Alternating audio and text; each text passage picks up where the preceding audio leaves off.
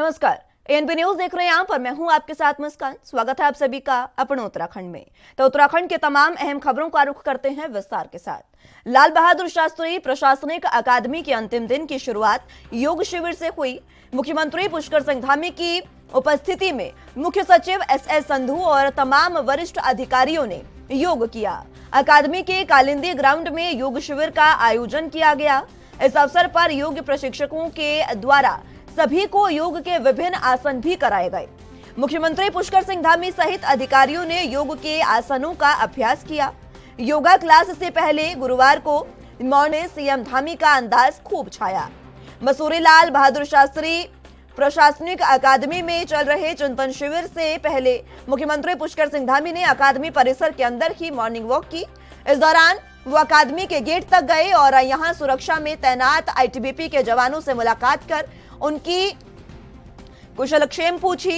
इस दौरान रास्ते में मिले लोगों का वो अभिवादन स्वीकार करते रहे। इसके बाद मुख्यमंत्री ने अकादमी परिसर में भी राउंड लगाया और यहां स्थापित पूर्व प्रधानमंत्री लाल बहादुर शास्त्री की प्रतिमा के पास पहुंचकर उन्हें नमन किया।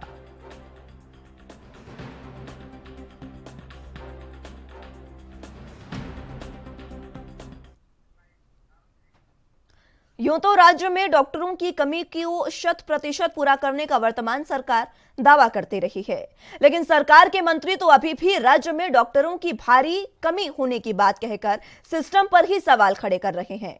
राज्य की सरकारी स्वास्थ्य सेवाओं में डॉक्टरों के कुल 2856 पद सृजित हैं, जिसमें से 2500 से ज्यादा पद डॉक्टर तैनात भी कर दिए गए हैं। लेकिन इसके बावजूद भी डॉक्टरों की भारी कमी का जिक्र करके कैबिनेट मंत्री गणेश जोशी सरकार के दावों की पोल खोलते नजर आए।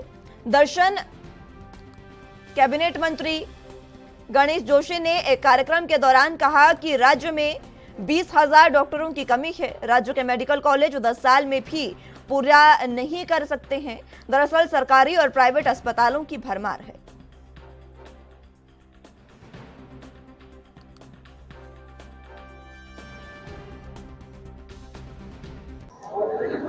कि आज जो स्वास्थ्य शिविर यहाँ पर लगाया गया, क्योंकि देश के अंदर 2.5 लाख से अधिक डॉक्टरों की कमी है। अगर हमारे प्रदेश के अंदर 20,000 से अधिक डॉक्टरों की कमी है और जितने हमारे मेडिकल कॉलेज चल रहे हैं 10 साल तक भी डॉक्टर तैयार करते रहें तो हम स्वास्थ्य सेवाओं को पूरा नहीं कर सकते। ऐसे में सरकार की संस्थाओं द्वारा जो काम किया जाता है वो सराहनीय है। और आज स्वास्थ्य के क्षेत्र में जब से प्रधानमंत्री मोदी जी आए हैं अमूलचूल परिवर्तन हुआ है। आज गरीब आदमी जो पहले इलाज के लिए सोच नहीं सकता था, 5 लाख तक का उसका इलाज फ्री होता है। उसके लिए मैं मोदी जी को और प्रदेश के मुख्यमंत्री पुष्कर सिंह धामी जी का आभार व्यक्त करता हूँ। आज हमारे प्रदेश के अंदर 43 लाख से अधिक आयुष्मान कार्ड बने, 6.5 लाख से अधिक लोगों ने इसका लाभ लिया है। इसके लिए मैं उनको बधाई देता हूँ, शुभकामनाएं देता हूं। हमारे राज्य में स्वीकृत पद हैं 2856 और हमारे पास डॉक्टर काम कर रहे हैं 1924। लेकिन हमारे पास जो अतिरिक्त हैं जैसे बॉन्डधारी चिकित्सक है वो 466 हैं। संविदा में काम कर रहे चिकित्सक 122 हैं। तो जो टोटल कार्यरत चिकित्सक है सब मिला के हैं वो है 2512। हाँ, रिक्त अभी हैं 344 हमारे पास रिक्त हैं और हमारी कोशिश है कि अब इन पदों को भी भरें, क्योंकि अब मेडिकल कॉलेज से डॉक्टर्स एमबीबीएस डॉक्टर्स आने लगे हैं और वो ज्वाइन भी कर रहे हैं। तो धीरे धीरे ये रिक्तता पूर्ण हो जाएगी। इस पर हम लोग ये भी कर रहे हैं कि हमारे यहाँ जो मंगलवार के दिन वॉक इन इंटरव्यू होते हैं, फ्राइडे के दिन एनएचएम वॉक इन इंटरव्यू लेता है, तो इनके माध्यम से हम लोग पोस्ट को भरने की कोशिश कर रहे हैं। और एनएचएम के माध्यम से कुछ हायर सैलरी पर भी डॉक्टर्स को लेने की कवायद चल रही है। मैंने कहा सरकार में ऐसे ऐसे लोग हैं जिनको सरकार की जो वास्तविक स्थिति है उसके परिप्रेक्ष्य में कोई जानकारी नहीं है, जो मर्जी आए बयान दे देते हैं। तो गणेश जोशी भी उनमें एक है, वो भी रोज सुर्खियों में रहना चाहते हैं। अब सुर्खियों में बने रहने के लिए अगर सही बात कहेंगे तो आप भी कहेंगे ठीक है दिखा देंगे, जब ऐसी बात कहेंगे तो आप भी कहेंगे कि भाई हाँ मंत्री का ज्ञान तो। अल्मोड़ा में समान नागरिक संहिता की बैठक में विभिन्न संगठनों ने अपने अपने सुझाव दिए। अल्मोड़ा के विकास भवन में उत्तराखंड शासन द्वारा गठित समान नागरिक संहिता के सदस्यों की अध्यक्षता में समान नागरिक संहिता का परीक्षण और क्रियान्वयन हेतु बैठक आयोजित हुई, जिसमें विभिन्न समुदाय, जनप्रतिनिधियों, महिलाओं और आम जनमानस से वार्ता, चर्चा और विचार विमर्श किए गए ताकि एक्ट में सम्मिलित किया जा सके। पूर्व IAS शत्रुघ्न सिंह ने कहा कि समिति राज्य के सभी जनप्रतिनिधियों के विचारों पर गंभीरता से अध्ययन कर उत्तराखंड शासन को रिपोर्ट प्रस्तुत की जाएगी।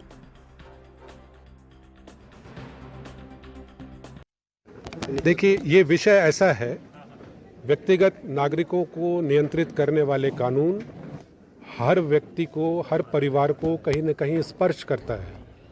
इसलिए समिति ने यह निर्णय लिया है कि प्रदेश के हर कोने में जाकर लोगों के विचार आमंत्रित किए जाएं। इसी कड़ी में समिति के सदस्य अल्मोड़ा में आए हुए हैं। आप लोगों को ये भी बता दें कि लिखित रूप में सभी लोगों के सुझाव मांगे गए थे। हजारों की संख्या में, बल्कि मैं 2.25 लाख से अधिक कागज तो हम लोग गिनती कर चुके हैं। इतने कागज हमारे ऑफिस में आ चुके हैं। तो समिति सभी लोगों के विचार जान रही है। विचार जानने के बाद उस पर मंथन करेगी और तत्पश्चात ही अपनी संस्तुतियां सरकार को पेश करेगी। अधिकांश किस तरह के? कई प्रकार के विचार आए। देखिए, खास करके हर जगह पे एक विचार बड़ा कॉमन सा आया, लड़कियों की शादी की जो उम्र की सीमा है, न्यूनतम आयु, उसकी सीमा को बढ़ाया जाए। ये आमतौर पे इर्रेस्पेक्टिव ऑफ रिलीजन बता रहा हूँ, सभी लोगों ने कहा है कि इसको बढ़ाना चाहिए। ये विचार आया। कई विचार विरासत के बारे में आए, लड़के लड़कियों को बराबर अधिकार देने के बारे में आए। एक चीज़ जो हर जगह लोगों ने स्वीकार की वो ये है कि इस कानून में जेंडर न्यूट्रलिटी होनी चाहिए, कहीं भी लड़का और लड़की में विभेद नहीं होना चाहिए। दूसरी बात जो लोगों ने कही कि इसको किसी धर्म और किसी संप्रदाय का जो पारंपरिक रीति रिवाज हैं उनका ध्यान रखा जाए, लोगों ने कहा। तो समिति जब भी इस पे काम करेगी तो इन सभी बातों का ध्यान। ज्यादा जानकारी के लिए संवाददाता हरीश भंडारी हमारे साथ मौजूद हैं। हरीश, फिलहाल जिस तरीके से समान नागरिक संहिता को लेकर यह बैठक आयोजित की गई, किस तरीके के सुझाव इसमें दिए गए? जी, निश्चित तौर पर अल्मोड़ा में ये बैठक एक महत्वपूर्ण बैठक मानी जा रही है। तमाम समुदाय के लोगों ने इसमें भागीदारी करी। तो अमूमन जो बातें सामने आई हैं, लोगों ने जो अपना पक्ष रखा, महिलाओं ने रखा और पुरुषों ने जो पक्ष रखा, उसमें विशेषकर यही बात आई कि एक तो जो लड़की का 18 साल से 21 साल उसकी आयु सीमा कर देनी चाहिए, और दूसरा जो है जो पैतृक उसकी संपत्ति है उसमें जो है उसका हिस्सेदारी होनी चाहिए। ये विशेषकर ज्यादातर बातें ये उठ के आई हैं। ठीक है हरीश, बहुत शुक्रिया आपका हमारे साथ जुड़ने के लिए और तमाम अहम जानकारी हम तक पहुंचाने के लिए।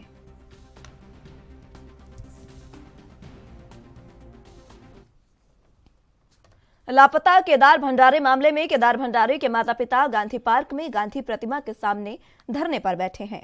उत्तरकाशी का रहने वाला केदार भंडारी लंबे समय से लापता है। हालांकि पुलिस कस्टडी से भागकर नदी में कूद जाने की बात तो कही है। केदार भंडारी की अभी तक ना मिलने से परिजनों में पुलिस के खिलाफ काफी आक्रोश है। देहरादून के गांधी पार्क में धरने पर बैठे केदार भंडारी के माता पिता के समर्थन में कांग्रेस प्रदेश अध्यक्ष करण महरा पहुंचे और उन्होंने केदार के माता पिता को न्याय दिलाने का आश्वासन दिया। कांग्रेस प्रदेश अध्यक्ष करण महरा ने उत्तराखंड के डीजीपी को हटाए जाने की मांग की है और कहा कि पुलिस लापरवाह बनी हुई है।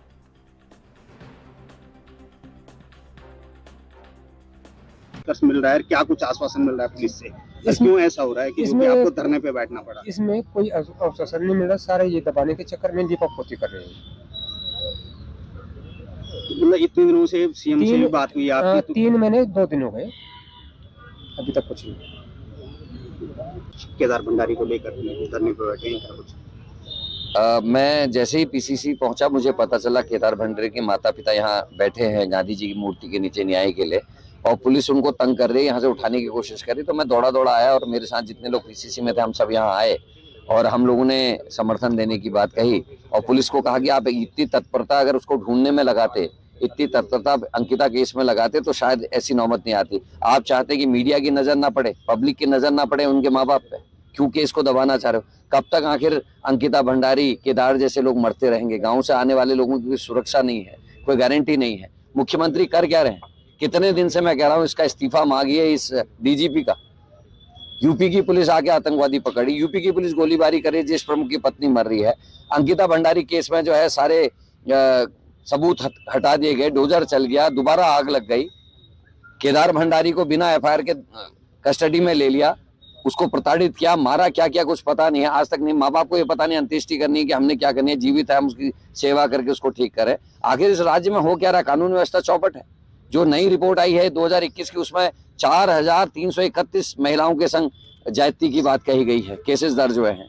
और उस रिपोर्ट में ये भी कहा गया, जो बड़ा आपत्तिजनक है, कि प्रत्येक दिन उत्तराखंड में एक महिला के संग जो है बलात्कार हो रहा है। ये चिंता के विषय है। डीजीपी को तुरंत प्रभाव से मुख्यमंत्री जी को हटाना चाहिए और किसी योग्य आदमी को लाकर यहाँ की कमान सौंपनी चाहिए, ताकि कानून व्यवस्था ढर्रे पे आ सके, दुरुस्त हो सके, अंकिता को बचाया जा सके, केदार जैसे केस उसको ना होने दिया जाए। तो इसके लिए जरूरी है सबसे पहले पुलिस के सबसे बड़े अधिकारी को यहाँ से हटाएं, जिसने अंकिता भंडारी के पिताजी और अपने कन्वर्सेशन को रिकॉर्ड ही नहीं किया, उसने सार्वजनिक करने का काम किया। आखिर क्या चल रहा है? कांग्रेस के पूर्व प्रदेश अध्यक्ष और चकराता से विधायक प्रीतम सिंह समेत करीब 400 से 500 अन्य कांग्रेसियों के खिलाफ डालनवाला कोतवाली में मुकदमा दर्ज किया गया है। बता दें कि कांग्रेस जनों ने चकराता विधायक प्रीतम सिंह के नेतृत्व में सरकार के खिलाफ प्रदर्शन करते हुए सोमवार को सचिवालय कूच किया था। पुलिस ने सुरक्षा व्यवस्था को पुख्ता करने के लिए समूचे इंतजाम किए थे। इसके बावजूद कुछ कार्यकर्ता बैरिकेडिंग उल्लंघने में कामयाब हो गए और सचिवालय गेट तक पहुंच गए, जिसके बाद करीब 500 कांग्रेसियों पर केस दर्ज किए गए हैं।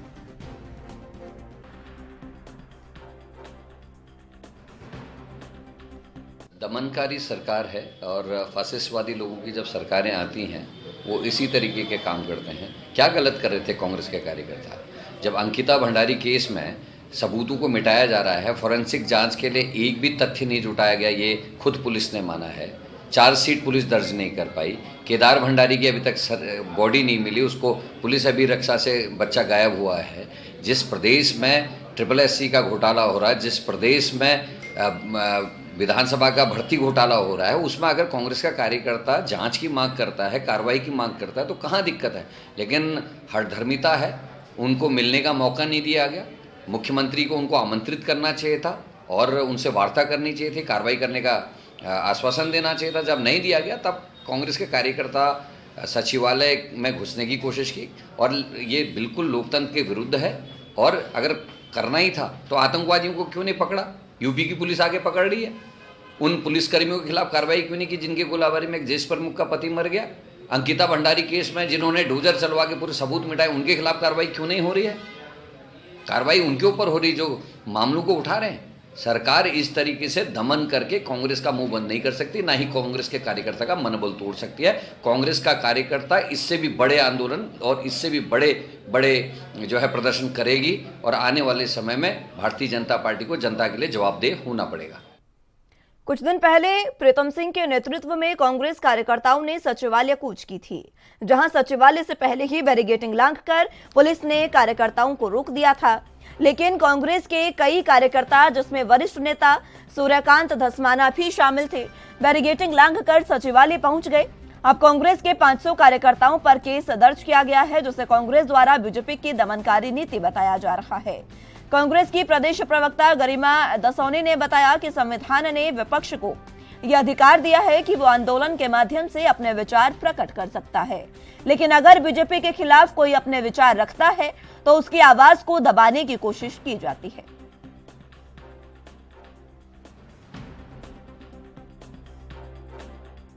दमनकारी नीति का प्रतीक है। आपके खिलाफ जो भी सुर उठेगा या जो भी आवाज उठाएगा, उसके खिलाफ आप मुकदमे कर दोगे। ये संविधान ने अधिकार दिया है विपक्ष को कि वो धरने प्रदर्शन करे, जुलूस करे, कैंडल मार्च करे, राज्यपाल महोदय के पास जाए, विधानसभा घेराव करे, सचिवालय घेराव करे। ये संवैधानिक अधिकार है हम लोगों का।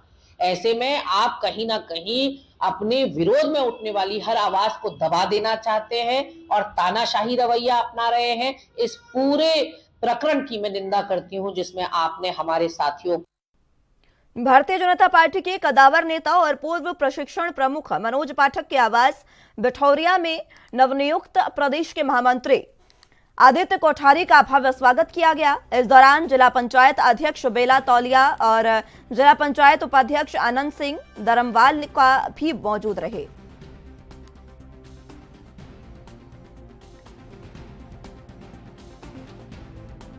आज मेरे आवास इकपर्णिका बिठौरिया में प्रदेश के यशस्वी महामंत्री श्रीमान आदित्य कोठारी जी, नैनीताल जिले के जिलाध्यक्ष श्रीमान प्रताप जी, प्रदेश के प्रवक्ता प्रकाश जी, हेमंत जी और मीडिया के प्रभारी श्रीमान चंदन जी सहित हमारे जिले पंचायत की सम्मानित अध्यक्षा श्रीमती बेला तोलिया जी, आनंद दरमवाल जी, सबका आगमन हुआ और बिठौरिया क्षेत्र के लोगों को उनका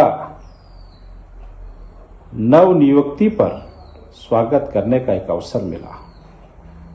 हमारे बूथ के जितने भी कार्यकर्ता हैं, बूथ के सम्मानित अध्यक्ष हैं, जिले के हमारे पूर्व के कार्यकर्ता एवं शक्ति केंद्र के संयोजक, हम सब ने मिलकर के उनका स्वागत किया और साथ ही यह संकल्प लिया कि भारतीय जनता पार्टी को जन जन तक पहुंचाने में आगामी आने वाली लोकसभा के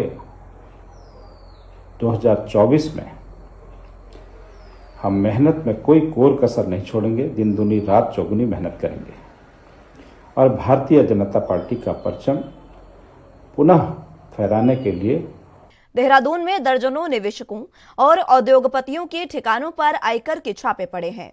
आपको बता दें कि दिल्ली से आई आयकर अफसरों की कई टीमों ने छापेमारी की, जिसके बाद उद्योगपतियों में हड़कंप मच गया है।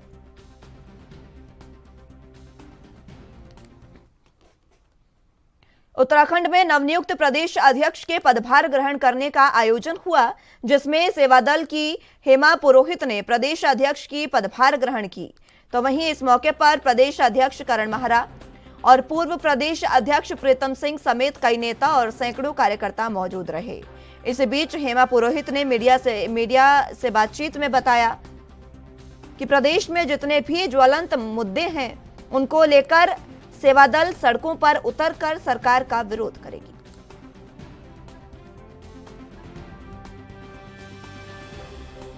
क्योंकि आप जानते हैं कि अभी तो प्रदेश कांग्रेस सेवा दल की कमेटी भंग है। मेरा ये प्राथमिकता रहेगी, सबसे पहले जिलाध्यक्षों का वो करें, चयन करें, उसके बाद ब्लॉक अध्यक्ष। मेरी प्राथमिकता ये रहेगी बूथ स्तर तक हम अपने 5 सदस्य कांग्रेस सेवा दल के मेन कांग्रेस के अलावा वो हम गठित कर दें, ताकि आने वाले भी आज मेरा पद ग्रहण का समारोह है। तो मैं समझती हूँ कि हम लोग कांग्रेस की नीति को जन जन तक पहुँचाने का काम करेंगे और कांग्रेस सेवा दल उसी मजबूती से काम करेगा जैसे उसने आज़ादी के टाइम पे किया था। जैसे हम पहले लड़े थे गोरों से, अब लड़ेंगे चोरों से। तो हमारा यही उद्देश्य रहेगा कि जो उत्तराखंड भ्रष्टाचार से व्याप्त हो गया है, भ्रष्टाचार मुक्त उत्तराखंड बने। और आप देख रहे हैं जैसे अंकिता हत्याकांड, केदार भंडारी, किरण, लगातार ऐसी घटनाएं घट रही हैं और उत्तराखंड सरकार मौन है। उनका मौन रहना मौन स्वीकृति है इन भ्रष्टाचारों को बढ़ावा देने के लिए। इन सबसे हमारी लड़ाई रहेगी और कांग्रेस की नीति को जन जन तक पहुँचाने का काम करेंगे। जिस तरीके से हमारे पूर्वजों ने इस देश को आज़ादी दिलाई और इस देश को एक सुरक्षित माहौल देने का जो उन्होंने प्रण लिया था, उनकी जो शहादत को हम बर्बाद नहीं होने देंगे, बदनाम नहीं होने देंगे और एक अच्छे से माहौल को हम यहाँ पर करेंगे, जिससे कि ताकि आम जन। तो उत्तराखंड में नवनियुक्त प्रदेश अध्यक्ष का पदभार ग्रहण, आपको बता दें कि कार्यक्रम का आयोजन हुआ। कांग्रेस सेवा दल की हेमा पुरोहित ने प्रदेश अध्यक्ष की कमान संभाल ली है। इस मौके पर प्रदेश अध्यक्ष करण महरा और पूर्व प्रदेश अध्यक्ष प्रीतम सिंह समेत कई कांग्रेस के कार्यकर्ता मौजूद रहे। इसी बीच हेमा पुरोहित ने मीडिया से बातचीत भी की। उन्होंने कहा कि प्रदेश में जितने भी ज्वलंत मुद्दे हैं, उनको लेकर सेवा दल सड़कों पर उतरेगा और सरकार का विरोध करेगा। उन्होंने कहा कि जैसे पहले कांग्रेस ने गोरों से कांग्रेस लड़ी थी और इस बार कांग्रेस चोरों से लड़ने जा रही है। बाजारों में उतरकर, सड़कों पर उतरकर हर तरीके से हर मुद्दे पर सरकार का विरोध करेंगे। जहां सरकार की कमी हुई वहां सरकार को बताएंगे और हर प्रकार के कार्य जो है वो कांग्रेस सेवा दल करेगा।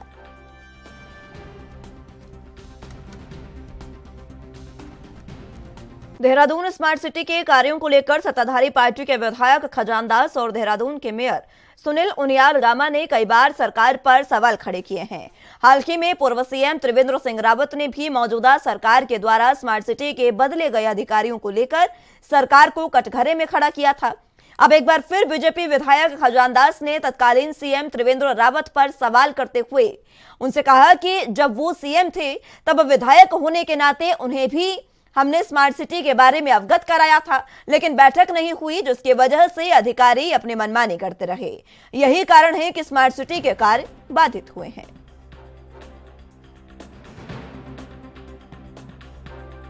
कमेटी की बैठक समय समय पर होती थी, हर महीने में एक बैठक होती थी। माननीय हमारे मेयर उसकी अध्यक्षता करते हैं और उस समय भी ये बातें सामने आती थी और आपस में विभागों का तालमेल नहीं होने के कारण ये लंबा लटक गया मामला। और सीओ स्मार्ट सिटी ने भी संज्ञान लिया, बहुत कोशिश की, किंतु कहीं ना कहीं जो इसकी फाउंडेशन थी शुरू से ही गलत डाली गई है। उसमें अनुभवी लोग नहीं थे, इसलिए लगा कि जो इंजीनियर थे वो थ्योरिकल तो थे किंतु प्रैक्टिकल उन्होंने कभी काम नहीं किया था, इसलिए ये विलंब हुआ है। और इसलिए माननीय मुख्यमंत्री जी ने इसका संज्ञान लिया। पहली बार कोई मुख्यमंत्री इस तरह की बैठक बुलाता है जिसमें उत्तराखंड में वक्फ बोर्ड के दायरे में आने वाले सभी 103 मदरसों में अगले साल से ड्रेस कोड लागू होगा। वक्फ बोर्ड के अध्यक्ष शादाब शम्स ने कहा कि प्रदेश के 103 मदरसों ने ड्रेस कोड लागू किया है। इसके अलावा सभी मदरसों में एनसीईआरटी की बुक्स भी लागू की जाएंगी।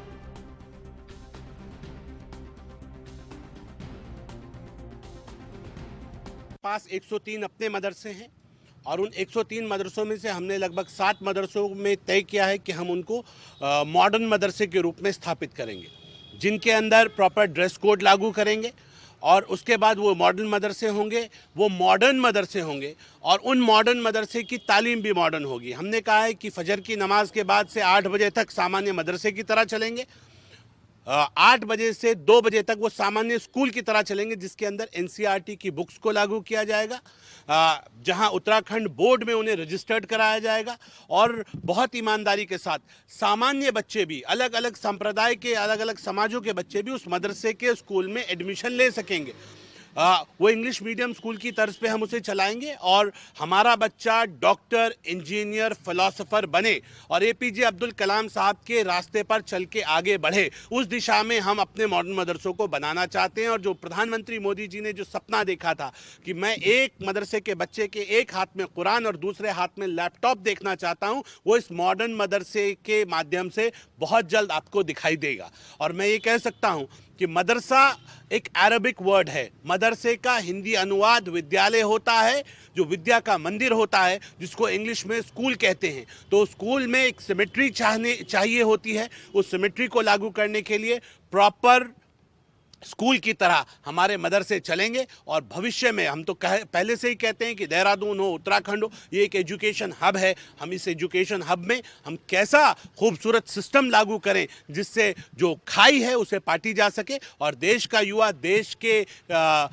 कामयाबी के लिए अपना योगदान दे सके और जो विश्व गुरु बनने का सपना हमारे बड़ों ने देखा है हम उसे साकार कर सके। ये जो मॉडर्न तो पढ़ाई जाएगी, लेकिन क्या संस्कृत की तरफ भी आप लोगों का ध्यान आकर्षित होगा? देखिए, हमने कहा सामान्य स्कूल की तरह एनसीईआरटी बुक्स का जो सिलेबस होगा उसी सिलेबस को पूरी तरह से इम्प्लीमेंट किया जाएगा। और मैं ये कहता हूं कि हर समाज का व्यक्ति आएगा ना मेरे मदरसे में, और उस मदरसे में 2 बजे तक वो स्कूल रहेगा, 2 बजे के बाद फिर मदरसा में कन्वर्ट हो जाएगा। जो हॉस्टल में रहने वाले बच्चे होंगे वो अरबिक तालीम हासिल कर सकेंगे और बाकी दोपहर तक सामान्य स्कूल की तरह वो मदरसा चलेगा। मैं इतनी बड़ी बात कह रहा हूं, अगर हमारा विजन पूरी ईमानदारी से इम्प्लीमेंट हुआ तो शादाब शम्स का बेटा उस मदरसे के स्टूडेंट के रूप में उस पहले मदरसे में शादाब शम्स अपने बच्चे को एडमिशन कराएंगे और उस मदरसे को ऐसा मॉडर्न मदरसा बनाएंगे कि देश उस मदरसे को देख के समाज आगे आएगा और कहेगा ये इम्प्लीमेंट हो और पूरा समाज इसे एक्सेप्ट करे। हमारी कोशिश ये ईमानदार कोशिश। उत्तराखंड में 10वीं और 12वीं की बोर्ड परीक्षाएं मार्च-अप्रैल 2023 में आयोजित की जाएंगी। बुधवार 23 नवंबर 2022 को उत्तराखंड विद्यालय शिक्षा परिषद की एक बैठक में इसका फैसला लिया गया है। परिषद निदेशक आर.के. कुंवर की अध्यक्षता में हुई बैठक में प्रदेश भर के मुख्य शिक्षा अधिकारी शामिल हुए थे।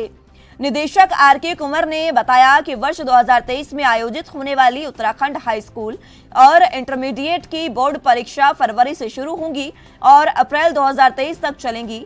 फरवरी 2023 में 10वीं 12वीं क्लास के प्रैक्टिकल एग्जाम आयोजित किए जाएंगे।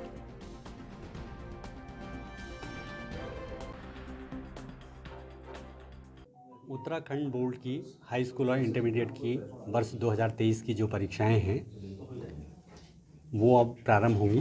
प्रयोगात्मक परीक्षाएं हमारी फरवरी माह में कंप्लीट हो जाएंगी। उसके पश्चात जो लिखित परीक्षाएं हैं वो हम मार्च और अप्रैल 2 महीने में कंप्लीट करेंगे। तो इसी की हम तैयारी करने जा रहे हैं कि कितने केंद्र होंगे।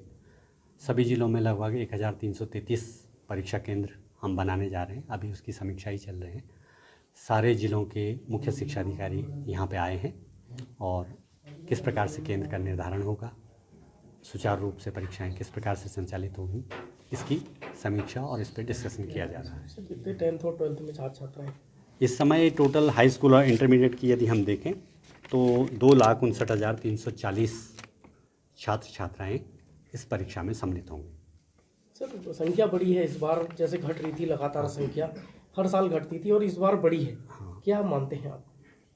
पिछले 2-3 सालों का जो व्यवधान था, कोरोना का भी व्यवधान था कोविड के कारण, तो मुझे तो ये भी लगता है कि गांव में जो लोग वापस आए हैं उनके बच्चे, चाहे वो एलिमेंट्री लेवल पे है, वहाँ पे भी छात्रों की संख्या बढ़ी है और सेकेंडरी लेवल पे भी छात्रों की संख्या बढ़ी है। अभी इस परीक्षा का भी यदि आप देखेंगे तो इसमें लगभग 16,000 छात्र हमारे। फिलहाल के लिए अपना उत्तराखंड में मेरे साथ बस इतना ही। तमाम अहम खबरों के लिए आप देखते रहिए ANB न्यूज़। नमस्कार।